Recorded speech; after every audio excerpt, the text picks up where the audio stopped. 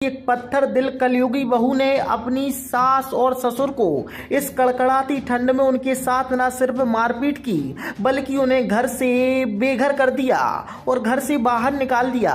यह खबर बुंदेलखंड के दमोह जिले से जुड़ी है, जहां स्थित सिविल वार्ड नंबर 7 थाना कोतवाली अंतर्गत रहने वाले बुजुर्ग दंपत्ति को उनकी कलयुगी बहू ने घर से बाहर निकाल दिया, जिसकी शिकायत लेकर बुजुर्ग दंपत्ति पुलिस अधीक्षक दमोह के यहाँ न्याय की गुहार लगाने पहुंचे, जहां उन्होंने बताया कि मैंने अपने बेटे के नाम पर पूरी जायदाद कर दी ताकि वो और उनके बच्चे अच्छे से रह सकें, लेकिन उसके बाद मेरी बहू ने मारपीट कर हम लोगों को घर से बाहर निकाल दिया, जिससे हम इस ठंड में दर दर भटकने को मजबूर हैं। फिलहाल अब देखना होगा कि मामले में प्रशासन क्या बेहतर कार्रवाई करता है।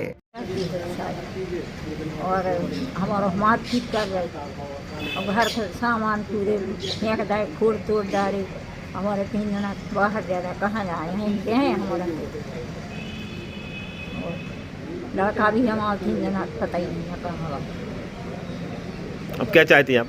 हम ये चाहते कि अपने घर में हम रहें, हमारे नाम से मकान है और हम बहू को नहीं रखना चाहते। बहुत परेशान है, 10 साल हो गए, बहुत हैरान करें।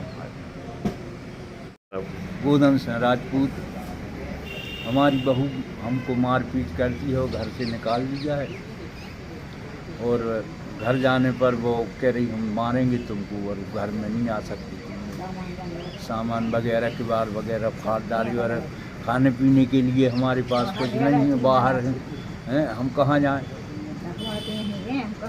क्या नाम बहू का? बहू का रानू राजपूत, ग्राम मंझगुआ। 70 वर्षीय और 75 वर्षीय वृद्ध दंपत्ति इस कड़कड़ाती ठंड में बेसहारा होकर के घूम रहे हैं। मामला दमोह के सिविल वार्ड नंबर 7 स्थित आशा राजपूत और श्री गोदन सिंह राजपूत से जुड़ा हुआ है, जिनकी कलयुगी बहू ने इनके लिए इस कड़कड़ाती ठंड में इनको घर से बेदखल कर दिया है। चूँकि इन वृद्ध दंपत्ति ने अपने एकमात्र पुत्र मंजीत के लिए उसके नाम पर उसकी प्रॉपर्टी कर दी थी कि जो भी उसके हिस्से में आता था, ताकि उसके लड़के बहू अच्छे तरीके से रह सके। उसके बावजूद भी बहू की ये लालसा पूरी नहीं हुई और उन्होंने इस कड़कड़ाती ठंड में अपने बच्चे और बहू के लिए घर से बेदखल कर दिया है, ताकि वो बाकी की संपत्ति और मकान के लिए भी अपने हिस्से में करा सकें।